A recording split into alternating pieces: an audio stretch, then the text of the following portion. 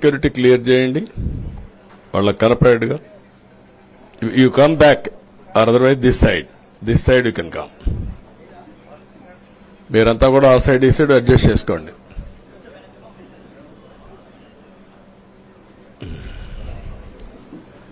ఏంటి బాగున్నారంతా? మీకు ఫ్రీడమ్ వచ్చింది, ముందు స్వాతంత్రం మీకు వచ్చింది, మాకు కాదు. మీ తర్వాత ప్రజలకి. Okay, good. మళ్ళీ ఢిల్లీకి వెళ్తున్నా ఈరోజు. వెళ్లే మునుపు మీ అందరితో మరీ మాట్లాడకుండా పోతే ప్రజలతో మాట్లాడలేం కదా. మీతో మాట్లాడితే ప్రజలతో మాట్లాడినట్టు. ఎలక్షన్ అవుతాను, నేను అంత బిజీగా ఉన్నా కాబట్టి ఒక 2 నిమిషాలు మీకు చెప్పి తద్వారా ప్రజలకు చెప్పేద్దామన్న ఉద్దేశంతో ఈ కార్యక్రమానికి శ్రీకారం చుట్టాను. ముందు మీడియాకి, అదే మరి రాష్ట్ర ప్రజలందరికీ ధన్యవాదాలు. శిరస్సు వంచి నమస్కారాలు తెలియజేస్తున్నా. ఎందుకంటే నా సుదీర్ఘమైన రాజకీయ యాత్రలో ఈ 5 సంవత్సరాలు చూసిన ప్రభుత్వాన్ని నేను ఎప్పుడూ చూడలేదు. ఒక రంగం అని కాదు, ఒక వ్యవస్థని కాదు, ప్రజాస్వామ్య వ్యవస్థలన్నీ ఏ విధంగా ఇబ్బంది పడ్డాయో, ఏ విధంగా నిర్వీర్యం చేశారో మనం అన్ని చూశాం. అయితే మా ధ్యేయం ఒకటే, ప్రజలు గెలవాలి, రాష్ట్రం నిలబడాలి. దీనికోసం ఎన్ని త్యాగాలైనా సరే చేసి మళ్లీ భావి తరాల భవిష్యత్తు కోసం ముందుకు పోవాలని చెప్పి వెళ్ళాం. నేను చాలా ఎన్నికలు చూశాం. 10వ ఎన్నిక నిన్న. అంటే ఇన్ని ఎన్నికలు చూసిన, అంటే ఎన్నికలు చూడడమే కాకుండా ఈ ఎన్నికలన్నీ at the helm of affairs ఉండి ఎప్పటికప్పుడు సమీక్షలు గాని ఇవన్నీ నిర్వహించడం కూడా చేశాం. రాజకీయాల్లో ఒడికిదుడుకులు సాధారణంగా ఉంటాయి. ఎవరు శాశ్వతం కాదు. దేశం శాశ్వతం, ప్రజాస్వామ్యం శాశ్వతం, రాజకీయ పార్టీలు శాశ్వతం, అధికారం అశాశ్వతం. రాజకీయ పార్టీలు కూడా సక్రమంగా ఉంటే మళ్లీ ప్రజలు ఆదరిస్తారు. లేకపోతే రాజకీయ పార్టీలు కూడా చాలా పార్టీలు కనుమరుగైపోయినాయి. వ్యక్తులు కనుమరుగైపోయారు, రాజకీయ పార్టీలు కనుమరుగైపోతాయి. కానీ ఇంత హిస్టారికల్ ఎలక్షన్ నేను ఎప్పుడు చూడలా. నా జీవితంలో చాలా ఎలక్షన్స్ ఫేస్ చేసే కానీ వేవ్ కనపడేది, వ్యతిరేకత కనపడేది. కానీ ఈ ఎలక్షన్లో ఎక్కడో అమెరికాలో ఉండే వ్యక్తి ఒక 5 లక్షలు 10 లక్షలు ఖర్చు పెట్టుకొని నేను రావాలి, ఓటేయాలి, రాష్ట్రం నిలబడాలి, ప్రజలు గెలవాలి అనే ఆవేదనతో వచ్చారు.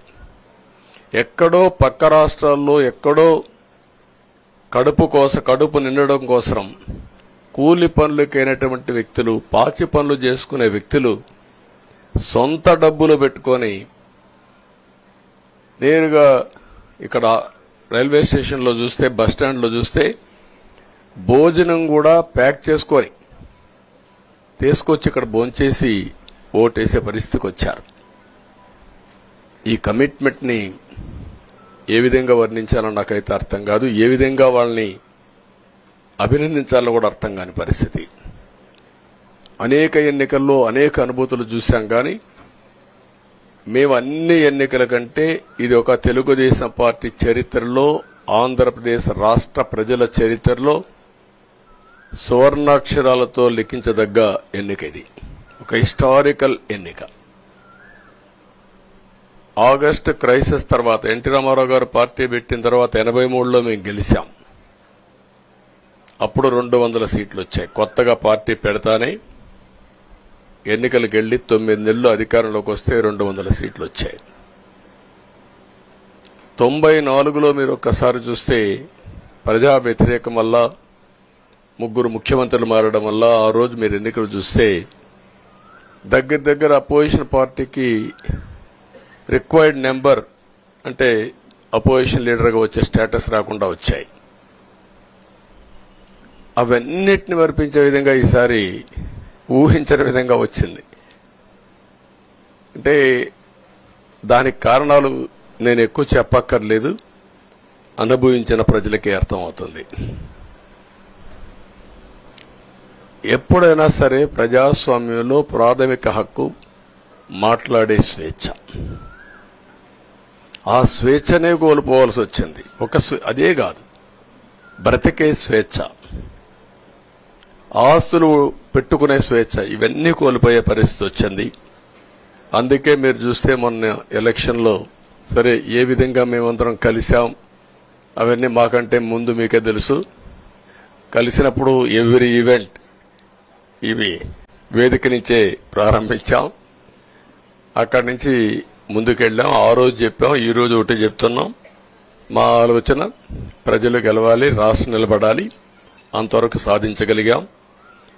55.38% ఓట్లు పడ్డాయి.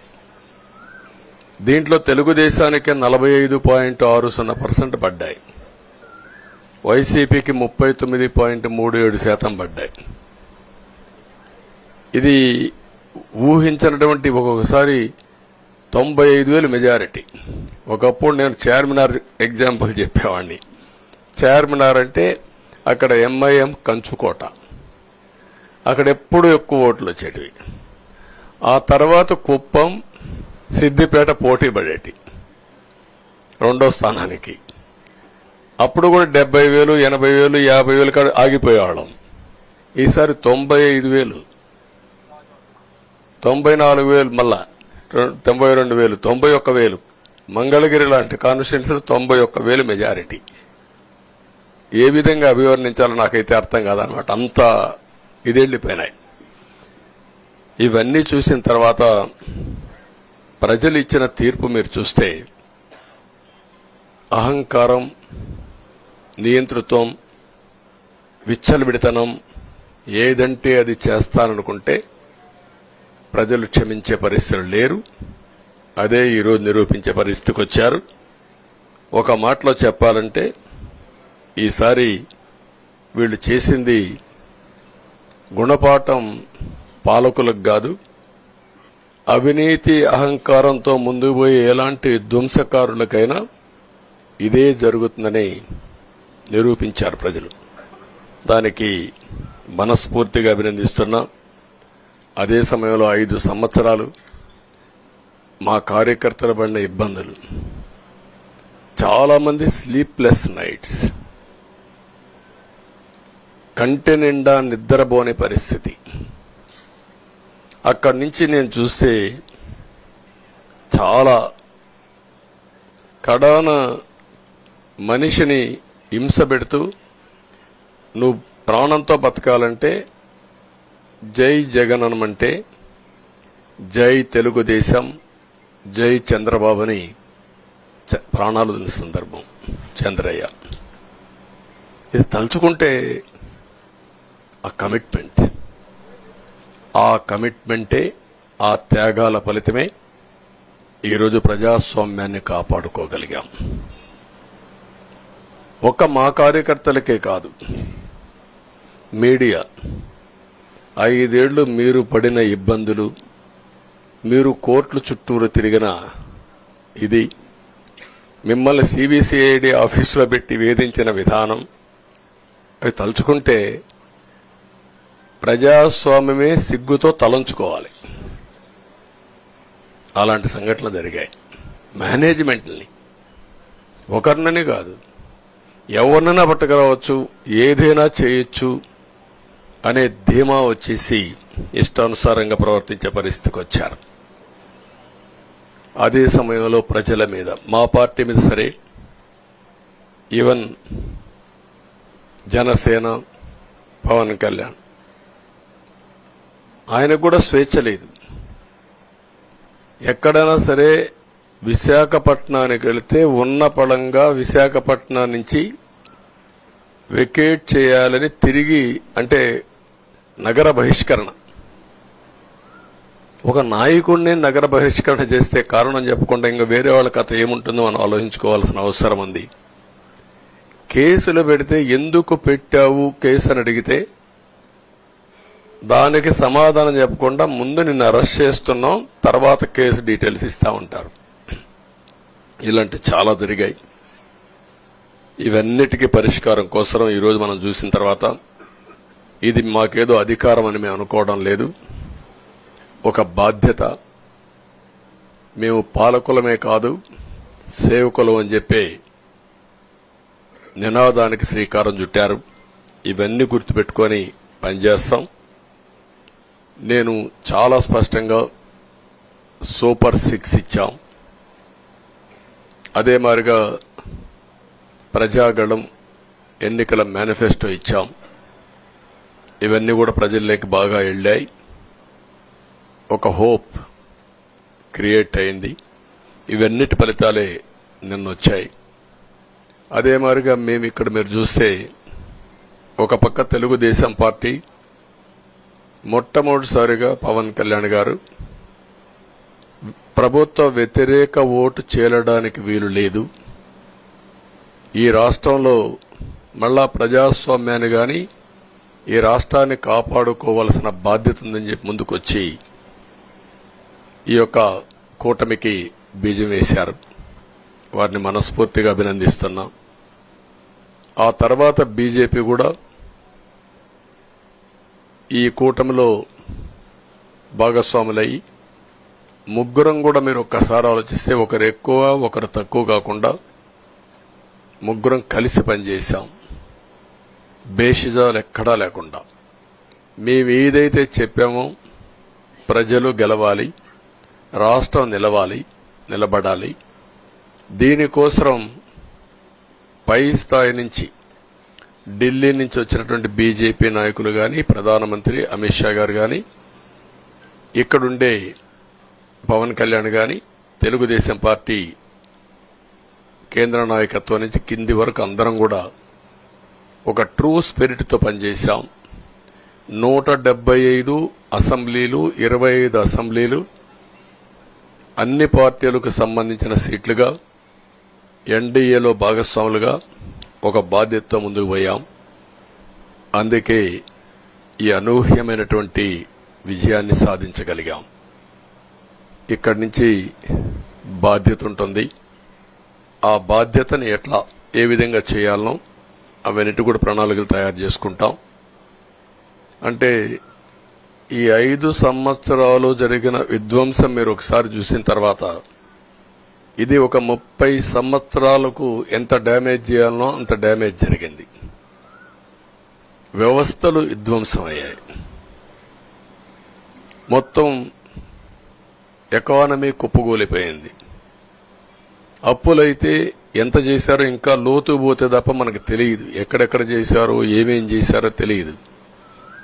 ఇంకొక పక్క ఎక్కడికక్కడ సహజ సంపద, ఒక శాండ్ కావచ్చు, మినరల్ వెల్త్ కావచ్చు, లేకపోతే ఏదంటే అది ఇంకా మాకు అడ్డే లేదు, ఏమైనా చేయగలుగుతాం, ఎవరైనా అడ్డొస్తే తొలగించుకుంటా పోతామనే ధీమాతో ముందుకు పోయారు. కొంతమంది భయపడి రాలేకపోయారు, ఎదిరించలేకపోయారు. నా కళ్ల ముందర ఒక రైతు చూస్తే ఆ పొలం పక్క నుండి ఇసుక తీసేస్తే అక్కడ భూగర్భ జలాలు ఉండవు, వ్యవసాయానికి నీళ్లు కూడా కొరత వస్తుంది, పక్క నుండే పొలాల్లో కూడా నీళ్లు ఉండవు. కానీ మాట్లాడే సాహసం చేయలేకపోయాడు. ఆయన కళ్ల ముందర ఆయన పొలంలో మట్టి తీసుకుపోతా ఉంటే ఎదిరించలేని నిస్సహాయ స్థితికి వచ్చాడు. మా వాళ్లు పోతే హౌస్ అరెస్టులు చేశారు. ఇవన్నీ చెప్పుకుంటూ పోతే ఒకటి కాదు, చాలా జరిగాయి. అవన్నీ కూడా ఏ విధంగా చేయాలనో చేస్తూనే మళ్లీ వ్యవస్థలన్నీ కూడా పునరుద్ధరించాల్సిన బాధ్యత ఉంది. అదే మరిగా మాకు ఒక 4-5 రోజులు ఇవన్నీ చూసిన తర్వాత డెప్త్కి పోయిన తర్వాత మీరు పేపర్లో రాసినట్టు గాని మేము మాట్లాడినట్టు గాని ఒక లెవెల్లో ఆగిపోయినాయని నా ఉద్దేశం. ఎందుకంటే నేను రాజకీయాలు 40 ఏళ్లు చూశాను. ప్రభుత్వాలను మేము అధికారంలో ఉన్నప్పుడు చూశాను, బాగు చేసి మళ్ళా అపోజిషన్కి వస్తానే వీళ్ళు నాశనం చేస్తే మళ్లీ నేను అధికారంలోకి వస్తానే దాన్ని బాగు చేయాలంటే ఎన్ని కష్టాలు ఉన్నాయో నేను చూశాను. ఒకప్పుడు పవర్ సెక్టర్ మీరు చూస్తే కరెంట్ ఎప్పుడు వస్తుందో ఎప్పుడు పోతుందో తెలియని పరిస్థితి నుంచి హైదరాబాద్లో విద్యుత్ సౌధ దగ్గర రాఘవరెడ్డి ఉండేవాడు, కమ్యూనిస్ట్ లీడర్. నల్గొండ నుంచి రైతులను తీసుకొచ్చి సమ్మర్ వస్తే అసెంబ్లీ ఏప్రిల్లో ఉంటే గొడవలు సగం టైం మేము కరెంటు కొరత పైనే చర్చించేవాళ్ళం. That the days. అలాంటిది నేను 1999 నుంచి పవర్ సెక్టర్ రిఫార్మ్స్ తీసుకొచ్చి 2004కి సర్ప్లస్ బాధ్యతతో క్వాలిటీ పవర్ ఇవ్వడం మొదలుపెట్టాం. 2014కు మళ్లీ 22 మిలియన్ యూనిట్లు ఆంధ్రప్రదేశ్లో కొరత కరెంటు. వ్యవస్థలన్నీ నిర్వీర్యం అయిపోయినాయి. తర్వాత మళ్లీ సెట్ చేసి 2 నెలలు 3 నెలలు కరెంటు కొరత లేకుండా చేసి వ్యవస్థలన్నీ పటిష్టంగా చేసి సోలార్ విండ్ తీసుకొచ్చి కాస్ట్ తగ్గిస్తే ఇప్పుడు మీరు చూశారు ఎంత పవర్ ఛార్జెస్ పెంచారు. 9 సార్లు పెంచారు. ఎందుకు పెంచారో నోబడీ నోస్. దానికి రీజనే లేదు. ఇప్పుడు ఎక్కడుందో దాన్ని ఎత్తుక్కుంటే ఎంత లోతు పోయిందో కూడా తెలియదు. దాన్ని ఏ విధంగా రిపేర్ చేయాలి, ఎంత డబ్బులు తెచ్చారు, ఏ పేరుతో తెచ్చారు, అవన్నీ ఒక వ్యవస్థని కాదు, సంబంధం లేని వ్యవస్థతో డబ్బులు తీసుకొచ్చి సంబంధం లేని డిపార్ట్మెంట్కి ఇచ్చారు. ఇలాంటి చాలా ఉన్నాయి. అవన్నీ ఇన్ కోర్స్ ఆఫ్ టైం మీకు కూడా చెప్తాం. అల్టిమేట్ గా ఇదేదో మేము అధికారం అంటే జుబిలియంట్ గా బ్రహ్మాండంగా ఉందనుకోవడానికి కాదు. ఒక బాధ్యతతో మా మీద ఎంత నమ్మకం పెట్టుకున్నారో ఈ ప్రజల్ని మళ్లీ ఒక దారి చూపించే మార్గం మేము చూపిస్తాం. ఇంకొక పక్కన మీరు ఒకసారి ఆలోచిస్తే ఇదే అసెంబ్లీలో నాకు, మా కుటుంబానికి, మా మిస్సెస్కి జరిగినటువంటి అవమానానికి నా జీవితంలో ఎప్పుడూ బాధపడలా. నా మీద బాంబులతో దాడి చేసినప్పుడు కూడా వీరోచితంగా ఎదుర్కొన్నా. 2003 సెప్టెంబర్, అక్టోబర్ నాకు ఇప్పటి కూడా జ్ఞాపకం. ఆ రోజు నా మీద బాంబులు చేసినప్పుడు చాలా ఒక పానిక్ రియాక్షన్లో కూడా నేను భయపడలేదు. అలాంటి వ్యక్తిని మీరు చూస్తే ఆ సంఘటన చూసిన తర్వాత ఇలాంటి కౌరవ సభలో ఉండడం కరెక్ట్ కాదని అసెంబ్లీలో చెప్పి దానికి కూడా మైక్ ఇవ్వకపోతే చెప్పేసి బయట వచ్చి ప్రెస్ కాన్ఫరెన్స్ చెప్పి అనౌన్స్ చేశాను. మళ్లీ క్షేత్రస్థాయిలో గెలిచి అసెంబ్లీని గౌరవ సభ చేసి అసెంబ్లీకి ఎంటర్ అవుతానని చెప్పాను. నేను ఏదైతే ఆ రోజు ఒక ప్రతిజ్ఞ చేశానో దాన్ని నిజం చేయడానికి ప్రజలు సహకరించారు. మామూలుగా సహకారం కాదది. నేను ఇన్ని సంవత్సరాలు చాలాసార్లు చాలా ఎలక్షన్లు గెలిచాం, కొన్ని ఎలక్షన్లో ఓడిపోయాం. ఎలక్షన్లో ఓడిపోయినప్పుడు నేను ఎప్పుడూ కుంగిపోలేదు. ఎలక్షన్లో గెలిచిన తర్వాత గంతులేయలేదు. నిబ్బరంగా ఓడిపోయినప్పుడు ఒక బాధ్యత ప్రతిపక్షంలో ఉండి పనిచేయాలి, గెలిపించినప్పుడు ఒక బాధ్యత ప్రజలకు మెరుగైన సేవలు అందించి వాళ్ళని ముందుకు తీసుకుపోవాలని ప్రయత్నం చేశాం. ఎప్పుడూ ప్రజాప్రచారనే ఉన్నాం. అలాంటిది జరిగిన తర్వాత ఈరోజు మళ్లీ ఇదే అసెంబ్లీకి నేను ఏదైతే చెప్పానో అది చేసి వెళ్ళడం అనేది ఒక తృప్తి, ఒక గౌరవం. ఆ గౌరవాన్ని నిలబెట్టిన ప్రజలను కూడా మనస్ఫూర్తిగా అభినందిస్తూ మీ రుణం తీర్చుకుంటాం. ఏ విధంగా పనిచేయాలో పనిచేస్తాం. మీ ఎక్స్పెక్టేషన్స్ ప్రకారం పనిచేసి అయితే ఎప్పటికప్పుడు మీరందరూ కూడా మేము ఓటేసాం, మా పని అయిపోయింది, ఇంకా మీరు చూసుకోండి కాకుండా ఎప్పటికప్పుడు మమ్మల్ని నడిపించే బాధ్యత, మాకు సహకరించే బాధ్యత, మళ్లీ రాష్ట్రంలో ఉండే ప్రజలందరం బాగుపడాలంటే ఏం చేయాలో మేము చేసినప్పుడు ఎప్పటికప్పుడు ఫీడ్బ్యాక్ ఇచ్చి నడిపించే బాధ్యత తీసుకోవాల్సిందిగా వారిని కోరుతున్నా. పవన్ కళ్యాణ్ గారిని మనస్ఫూర్తిగా అభినందిస్తున్నా. అదే మరి బీజేపీ అగ్రనాయకత్వాన్ని నరేంద్ర మోడీ గారిని, అమిత్ షా గారిని, ఇక్కడికి వచ్చిన అబ్జర్వర్స్ ని, ఇక్కడుండే పార్టీ అధ్యక్షురాలైనటువంటి పురంధేశ్వరి గారిని మనస్ఫూర్తిగా అభినందిస్తున్నా. వీళ్ళందరూ కూడా ఏదైతే ఒక స్ఫూర్తిని తీసుకున్నామో ఆ స్ఫూర్తితో టోటల్ గా ప్రతి ఒక్క కార్యకర్త సిన్సియర్ గా పనిచేయడానికి, ఏ అభ్యర్థి ఉన్నా తమ అభ్యర్థిగా పాటించి బ్రహ్మాండంగా పనిచేశారు. వాళ్ళందరినీ అభినందిస్తున్నా. ఈరోజు మా విజయం మూడు పార్టీల కార్యకర్తల సమిష్టి కృషి. వారందరినీ అభినందిస్తూ ఈరోజు ఢిల్లీకి పోయి వచ్చిన తర్వాత ఒకసారి మళ్లీ ఇవన్నీ ఎప్పటికప్పుడు సమీక్ష చేసుకుంటూ ముందుకు పోతా అని చెప్పి తెలియజేసుకుంటూ మరొక్కసారి మీ అందరికీ అభినందనలు, ధన్యవాదాలు. థ్యాంక్ యూ అనండి.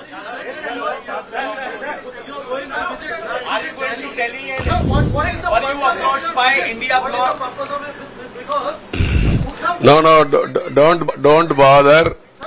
No, hear me, I say. You are very loud. You want news, always. I am also experienced. I have seen so many political changes in this country. We are in NDA. I am going for NDA meeting.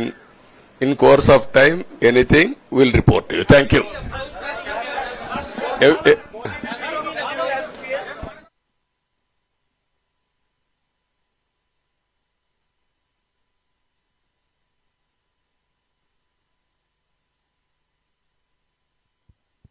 ఇప్పుడు మిత్రుడు చెప్పినట్టు పాలకుడు అనేవారు ఏ విధంగా ఉండకూడదో, ఎలాంటి వ్యక్తులు రాజకీయాలకు అర్హత లేదో జగన్ హిస్టరీ ఒక కేస్ స్టడీ మీరందరూ గుర్తుపెట్టుకోవాలి. ఈ రాష్ట్రంలో మనం చూస్తే చాలా మంది పాలకులంటే ఎట్టుండాలో పనిచేశారు. పాలకుడంటే ఎట్ట ఉండకూడదో పనిచేసి దాన్ని ప్రపంచానికి ఒక కేస్ స్టడీ ఇచ్చే పరిస్థితికి వచ్చాడు. చాలా మంది ఓడిపోయారు, కానీ ఓడిపోవడం వద్దు, ఇక నువ్వే వద్దని ఓటేయడం డిఫరెంట్. అదే జరిగింది ఈరోజు. దీన్ని ఇన్ కోర్స్ ఆఫ్ టైం చాలా విషయాలు మీకు చెప్పాలి, అవన్నీ వస్తాయి, మాట్లాడుకుందాం. నేను దాని గురించి కాదు, వ్యక్తుల గురించి కాదు, వ్యవస్థ గురించి.